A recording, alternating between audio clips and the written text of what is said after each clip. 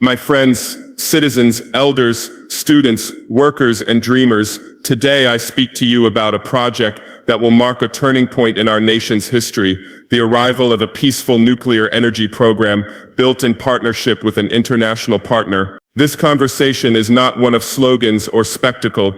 It is a serious public deliberation about how we power our hospitals, our schools, our factories, and our future. For decades, we have wrestled with the limits of intermittent fuels, the cost of imports, and the bottlenecks that slow development. Today, we are choosing to confront those limits with sober ambition, to add a new, reliable source of clean baseload electricity that can transform our economy, stabilize our grid, and open a path for scientific and industrial advancement on our soil.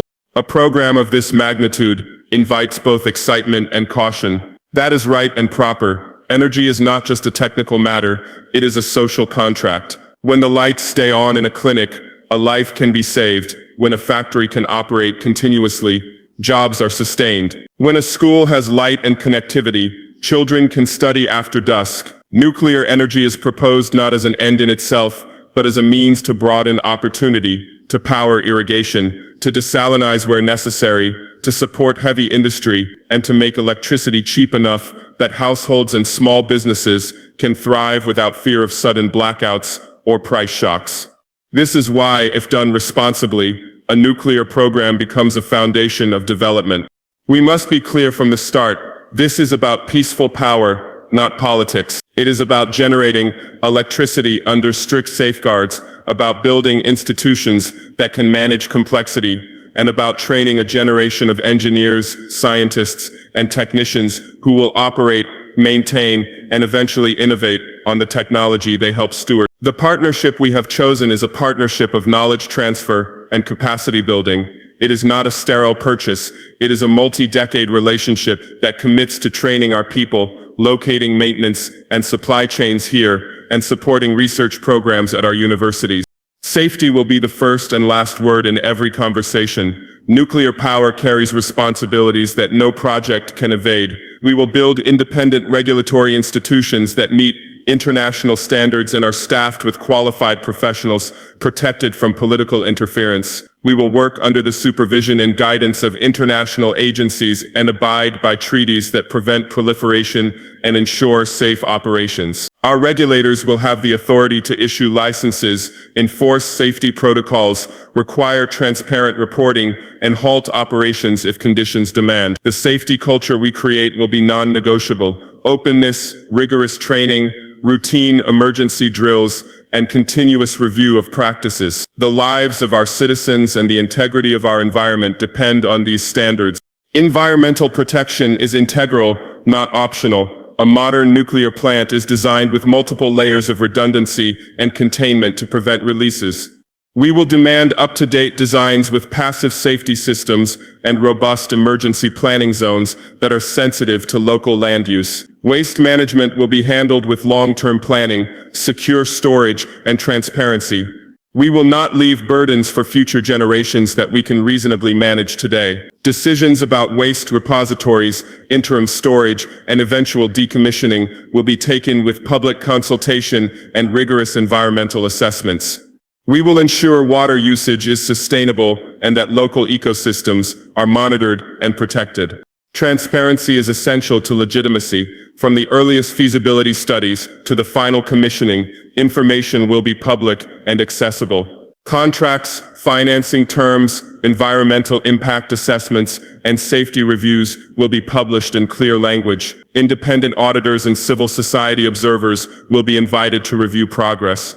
When citizens can see the data and the decisions, trust grows. When decisions are opaque, doubt festers. Parliamentary oversight will be active and empowered.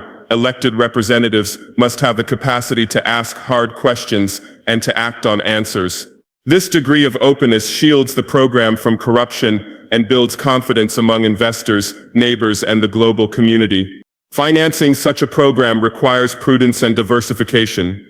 We will not mortgage essential social spending for a headline. The project's financing will combine concessional lending, partner financing linked to performance, sovereign guarantees tied to realistic revenue streams, and private sector participation where feasible. Payment schedules will be calibrated to the country's fiscal capacity, milestones will trigger disbursements, and contingency reserves will be established for unforeseen costs. Robust economic modeling will guide decisions so that the plant contributes to rather than crowds out health, education, and social infrastructure.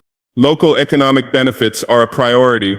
A nuclear program can catalyze a domestic industrial base if deliberately structured to do so. We will require fair local content provisions, manufacturing of non-sensitive components, fabrication, construction services, logistics, and support industries can and should be sourced locally where capacity exists or can be developed. Training programs will be funded to equip laborers, artisans, and engineers with the specific skills needed for construction and long-term operation. Over time, our maintenance capacity and component supply can become exportable services for the region, creating jobs and raising incomes. Human capital and education will be at the heart of this transformation. We will establish scholarships, fellowships, and joint programs with international universities so our students can learn reactor physics, nuclear engineering, radiological protection, and related disciplines. A National Academy for Nuclear Science and Engineering will foster research in safety, materials, and environmental monitoring. These investments in knowledge will ripple across sectors. Skills in high-precision manufacturing, instrumentation, and systems engineering are valuable beyond energy and will nourish industries across the economy. Non-proliferation and international compliance will guide every technical and political choice. We will adhere to international treaties and allow inspections by independent agencies that verify materials and operations are strictly for civilian use. Our agreements will include clear safeguards and monitoring arrangements that build confidence in our commitment to peaceful activity. A nuclear program enhances sovereign capability only if it remains embedded in a network of trust and verifiable commitments. We will also think regionally.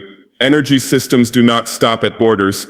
Cooperation with neighboring countries will open possibilities for grid interconnections, shared emergency response protocols, and regional research consortia. An interconnected grid increases resilience, allowing us to export surplus power in high production periods and import in rare contingencies. Regional markets can also help amortize costs by increasing plant utilization. To those neighbors, we will extend transparent information and joint planning platforms so our collective security and prosperity grow together. Community engagement will be continuous and meaningful. We will not treat affected communities as afterthoughts.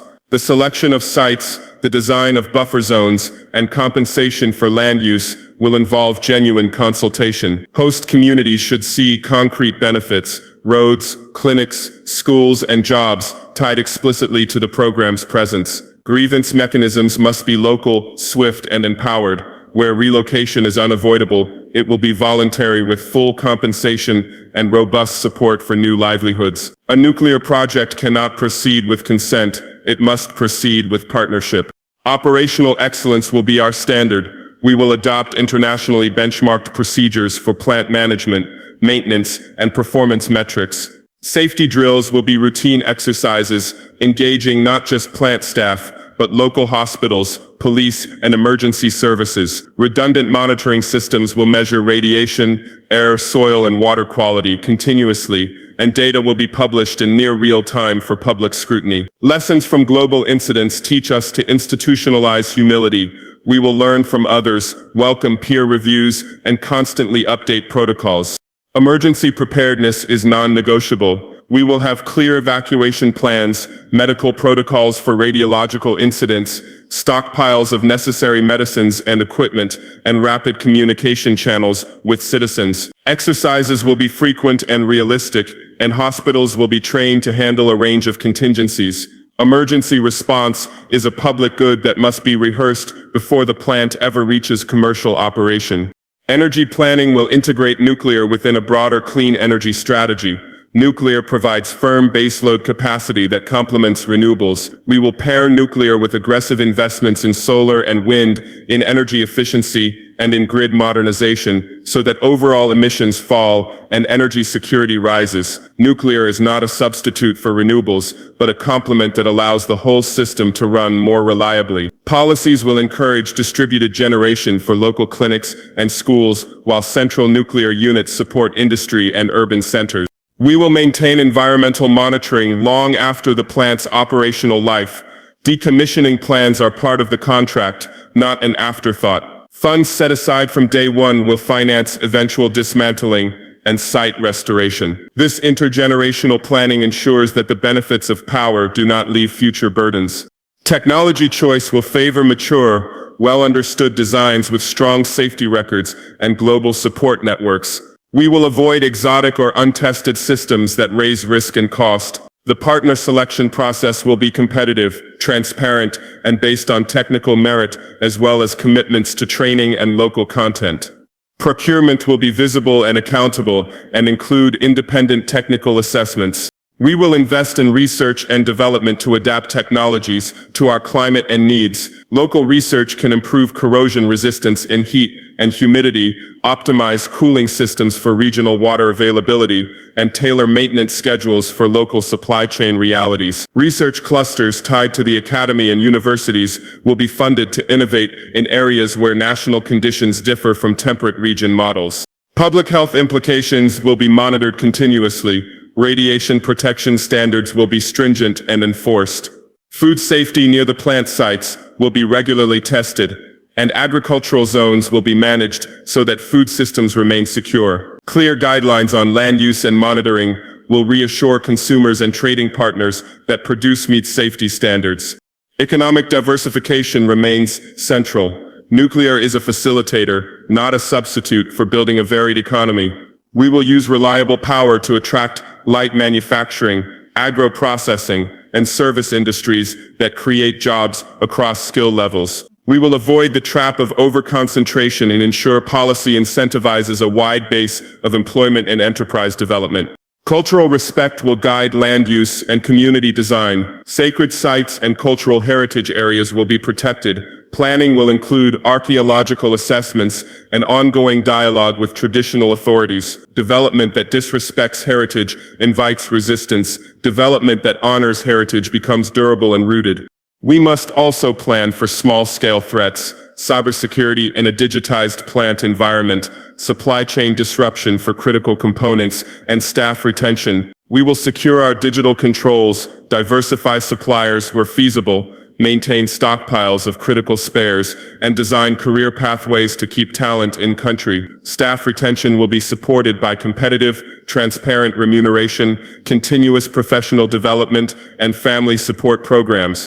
International partnerships will be built on reciprocity and clarity. Technical assistance must include clear milestones for capability transfer. We will not accept arrangements that leave us dependent for decades on foreign teams. Instead, knowledge transfer with measurable benchmarks will ensure that by the time the plant is mature, local teams run the bulk of operations. Partner institutions will be evaluated on their track record of training and on the measurable autonomy of their local counterparts over time. Parliamentary participation will be robust. Legislators will be briefed, empowered to question, and provided independent technical analyses. Parliamentary oversight committees will receive resources to commission audits and to consult internationals. Democratic accountability sustains the social license necessary for a project of this scale. A nuclear program will also shape our diplomacy. We will engage neighboring states, regional bodies, and international institutions proactively. Transparency reduces the mistrust that can emerge with strategic projects. We will offer study visits for regional delegates, share monitoring data, and invite regional scientists to collaborate on research. The transition to operation will be phased and gradual. Pilot facilities and small research reactors, or non-power reactors, for research and isotope production, can precede full commercial operation. These smaller steps build capacity without overwhelming nascent institutions and provide practical opportunities for research, medical isotope production, and workforce development. We will measure success by real impacts on people's lives. The indicators we choose must be concrete: reduction in electricity outages, lower industrial energy costs, number of skilled technicians certified, local jobs created, exports enabled by reliable power, emissions avoided, and trust metrics among host communities. These measurable outcomes will guide adjustments and ensure the program serves the public interest. Critics will rightly ask about alternatives. Investments in solar, wind, and efficiency might yield faster returns and lower upfront risk. We will be humble in response. Yes, renewables and efficiency are critical, and we will invest heavily in them, but they will be planned as complements, not competitors. Nuclear's role is to provide steady, high-capacity power the grid can count on when the sun does not shine and the wind does not blow, enabling industry and continuous services that intermittent sources alone struggle to support. Finally, let us speak to the spirit of the enterprise.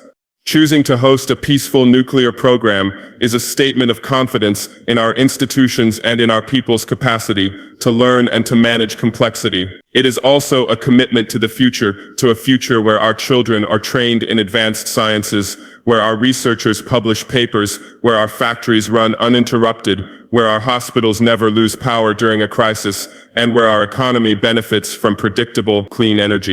We will approach this project with humility and rigor, with openness and discipline. We will hold ourselves accountable to the highest standards of safety and transparency.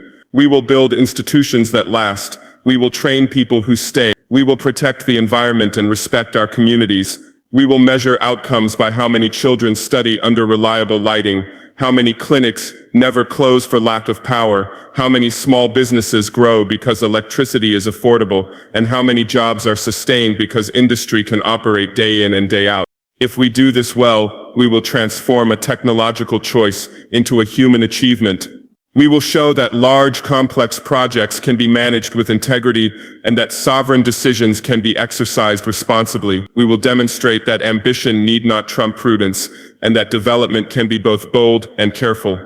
This is not an easy path. It will require sustained focus from successive governments, continuity in institutions, vigilant civil society, competent professionals, and partners who keep their promises. But the prize is substantial: an economic base grown steadier, a public health system more reliable, a generation trained in modern sciences, and a nation that can speak with credibility about its future. Let us therefore proceed with eyes wide open, hands steady, and a commitment to the public good.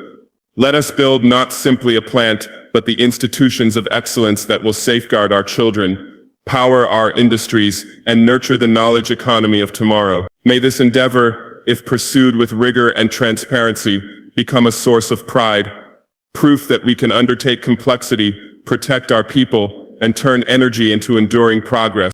Energy independence and sovereignty.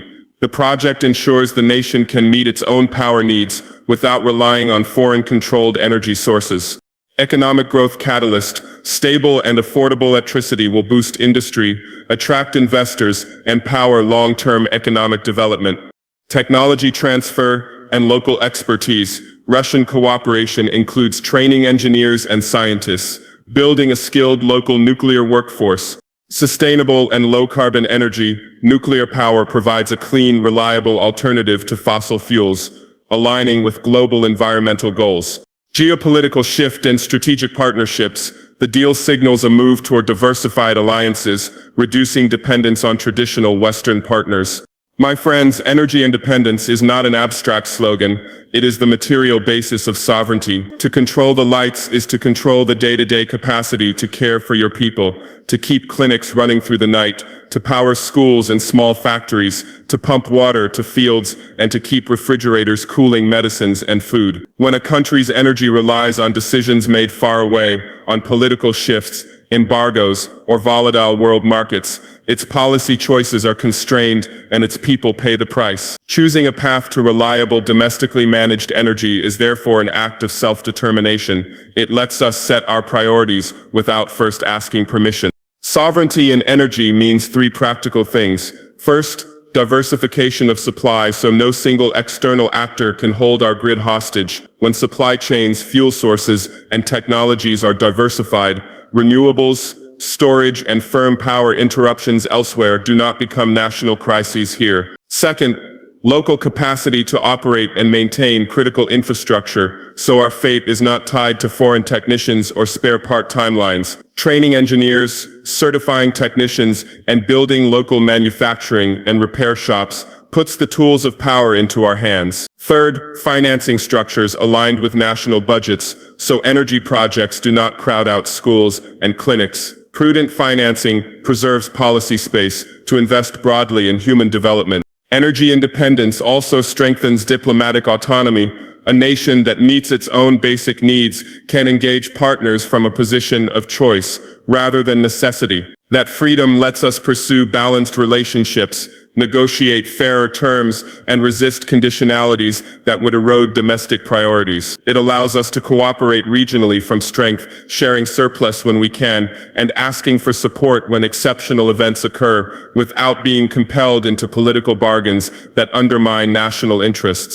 But independence should not mean isolation. Responsible sovereignty combines domestic capability with strategic partnerships that transfer knowledge rather than lock in dependence. When agreements include technology transfer, local content, and transparent governance, they build lasting capability. Public oversight, open procurement, and civil society scrutiny ensure that energy independence becomes broad-based empowerment, not a narrow capture by elites. Finally, energy sovereignty is ethical. It is a commitment to protect future generations from burdens we could have avoided. We must prioritize technologies and systems that are reliable, clean, and manageable long into the future, and we must plan for decommissioning and environmental stewardship from day one. When we secure our power with prudence and justice, we affirm the deepest purpose of sovereignty, the ability to chart our nation's course in service of our people. My friends, reliable power is not an indulgence for industry, it is the engine of sustainable economic growth. When electricity is steady, predictable, and affordable, it unlocks the full range of productive activity. Factories can run continuous shifts. Agro-processors can preserve value instead of losing harvest to spoilage, and entrepreneurs can scale operations without fear that a blackout will wipe out a day's work. In short, energy is the infrastructure that turns potential into paychecks and ideas into viable businesses. A major, dependable source of power lowers costs across the economy. Manufacturers no longer budget for costly diesel backup. Cold chains stop losing perishable goods. Telecommutative service and urban firms avoid the inefficiency of interrupted production lines. Lower energy costs improve competitiveness. Our goods become cheaper to produce and more attractive to buyers. Domestic firms can invest in upgrades and automation, and foreign investors see a country with fewer operational risks. That change in cost structure is often the tipping point between stagnation and growth. Power attracts industries with high value-added potential. Light manufacturing, agro-processing, pharmaceuticals, and data centers all require stable baseload capacity. Once such firms locate here, they create demand for local suppliers, metal fabricators, packaging firms, logistics companies, spurring clusters of economic activity. Those clusters generate formal jobs with benefits, tax revenues that fund schools and clinics, and apprenticeship opportunities that raise skill levels across regions.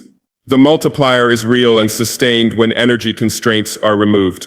Investment certainty follows reliability. When investors can model cash flows without constant risk of outages or fuel price spikes, financing costs fall and long-term projects become feasible. Public revenues from increased economic activity can be recycled into infrastructure, creating virtuous cycles. Moreover, predictable power enables digital economies. Fintech, e-commerce, and remote services thrive when data centers and connectivity are dependable.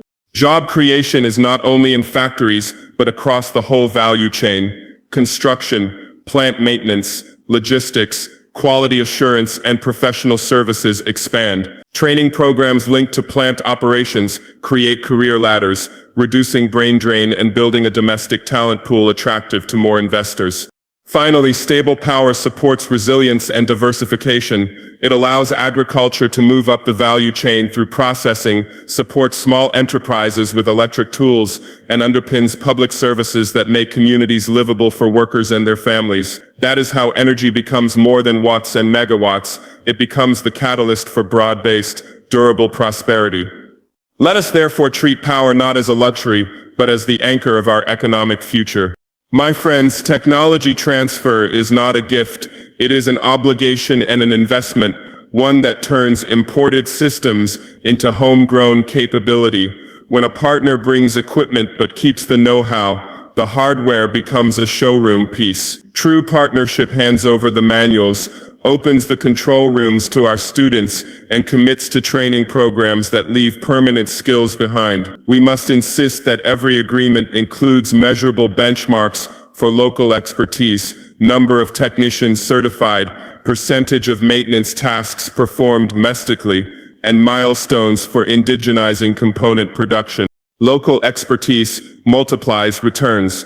A skilled technician who can diagnose a fault in hours instead of waiting weeks for foreign assistance keeps a factory running and a hospital cool. An engineer who can modify software to suit local climates reduces downtime and cuts costs. Those competencies create firms that supply parts, offer specialized services, and eventually export their know-how. That is how one contract seeds an entire sector when knowledge is deliberately shared and cultivated.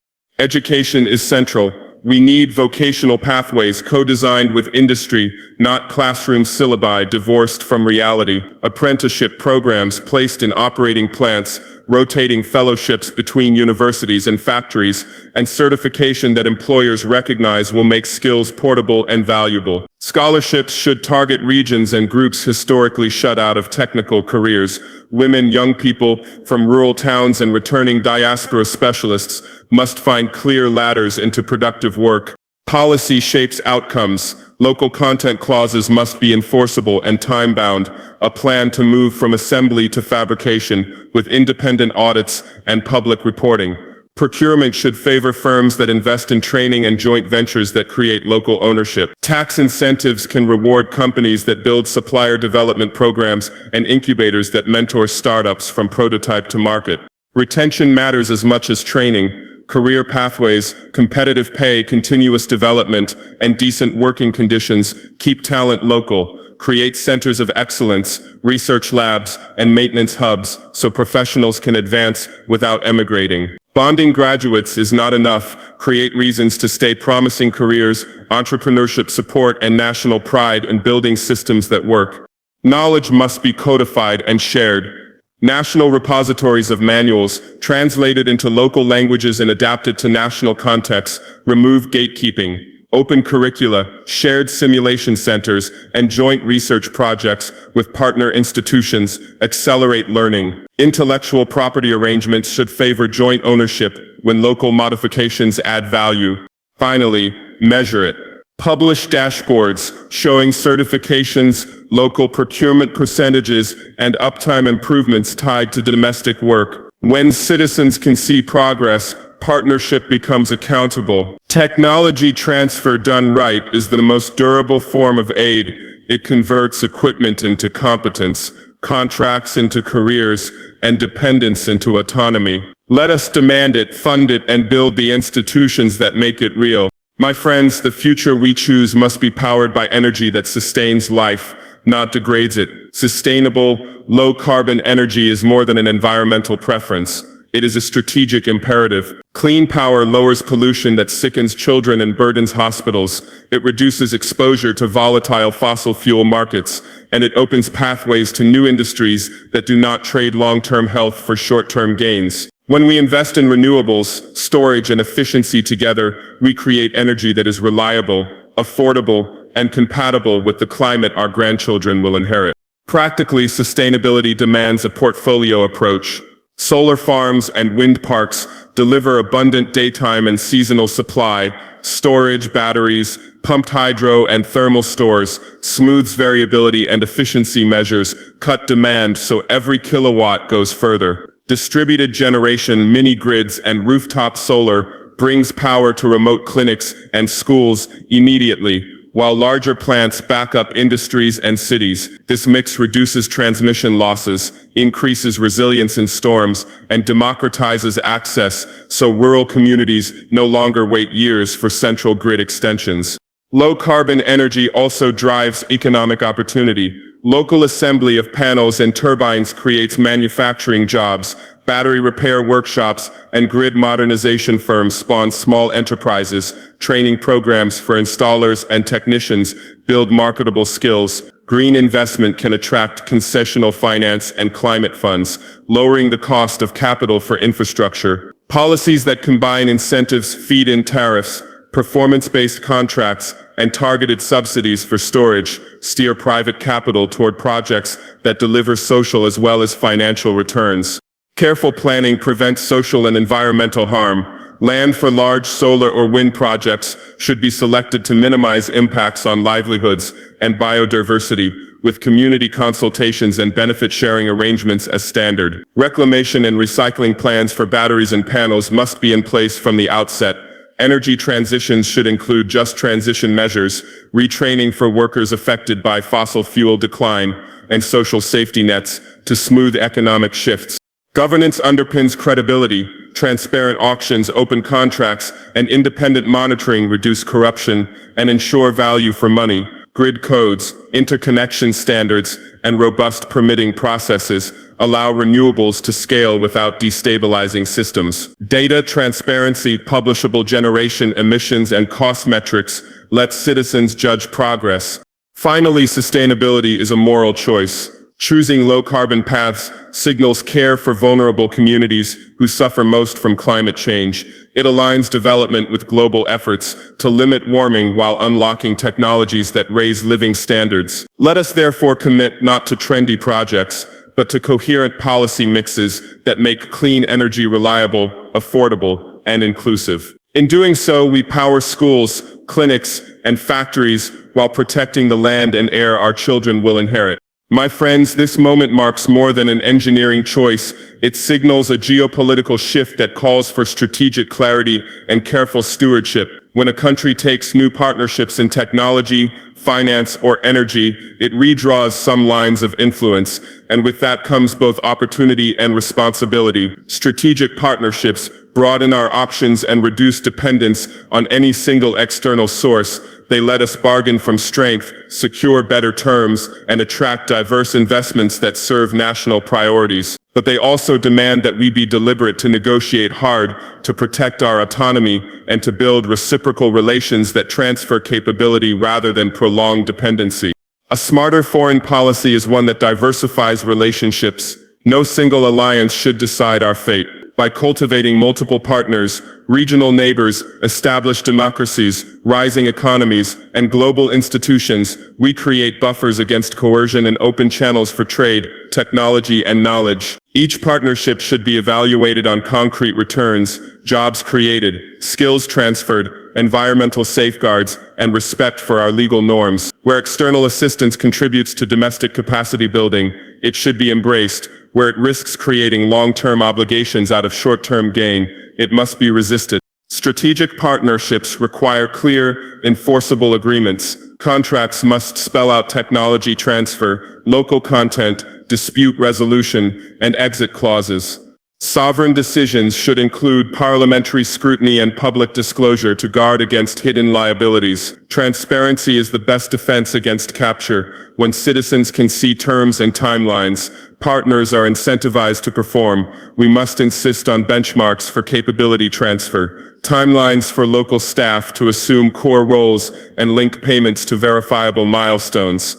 Diplomacy must be proactive and regional. Energy and infrastructure projects affect neighbors. Shared grids, cross-border trade, and environmental impacts require coordination. Engaging regional organizations and inviting neighbors into planning builds trust and reduces friction. Joint training programs and shared maintenance facilities can turn bilateral deals into regional public goods, spreading benefits and creating mutual stakes in the project's success.